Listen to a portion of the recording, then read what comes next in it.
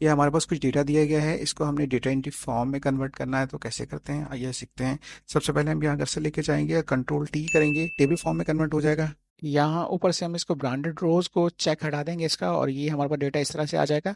इसके बाद हम यहाँ इसको कर्सर रख के यहाँ ऊपर जाएंगे, उसके बाद मोर कमांड्स में जाएंगे। यहाँ से हमारे पास पहले ये फॉर्म सेलेक्ट किया हुआ है, इसको हम यहाँ से जाके रिमूव कर देंगे। तो यहाँ से दोबारा ऐड करके मैं दिखाता हूँ। ऑल कमांड्स में ऊपर चले गए हम लोग। ऑल कमांड्स में जाने के बाद यहाँ से हम इसको फॉर्म को ऐड करेंगे, यहाँ से फॉर्म में जाके इसको ऐड कर देंगे हम इसको। उसके बाद ओके करेंगे तो ये देखें, ये हमारे वो ऊपर ये ऑप्शन बना हुआ आ गया है। सबसे पहले हम यहाँ कर्सर रखेंगे, उसके बाद ये ऑप्शन में जाएंगे जो हमने क्रिएट किया है। ये देखें, सबसे पहले स्टूडेंट की एंट्री आ गई है। हम इसमें मार्क्स एंटर करेंगे। इसके मार्क्स एंटर करने के बाद एंटर का बटन दबा देंगे तो नेक्स्ट स्टूडेंट की एंट्री आ जाएगी। ये देखें, ऊपर एंट्री आ गई है। हम नेक्स्ट स्टूडेंट मार्क्स ऐड करने हैं हमने, वो मार्क्स ऐड करने के बाद और इसको भी हम एंटर करेंगे तो ये देखें सेकंड की भी एंट्री हो गई है।